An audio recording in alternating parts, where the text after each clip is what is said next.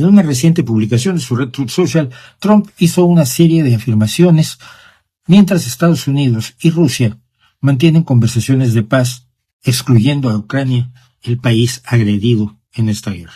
Estados Unidos no ha dado 350.000 millones de dólares a Ucrania, sino 175.000 millones. Zelensky no comenzó la guerra, sino Putin, y es una guerra que se puede y debe ganar. Estados Unidos no ha gastado 200.000 millones más que Europa, que ha puesto 132.000 millones entre la Unión Europea y los países individuales.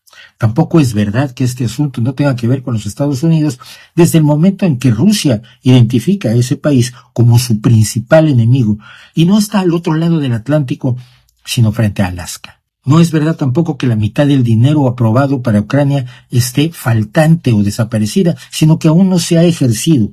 La mayor parte del dinero que Estados Unidos ha asignado a Ucrania nunca sale de los Estados Unidos, sino que va directo a las empresas armamentísticas de ese país que envían las armas a Ucrania, no el dinero.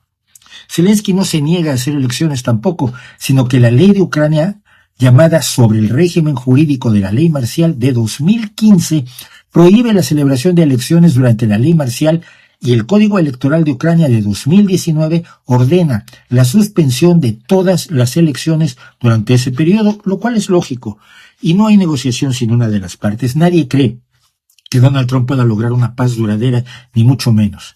Y sobre la afirmación de que han muerto millones, contando a los civiles masacrados por Rusia, las muertes ucranianas han sido de alrededor de 70.000 personas, según los cálculos de los propios Estados Unidos, y de entre 200.000 y 800.000 soldados rusos, según distintas valoraciones. En toda su publicación, Donald Trump no pudo decir una sola verdad.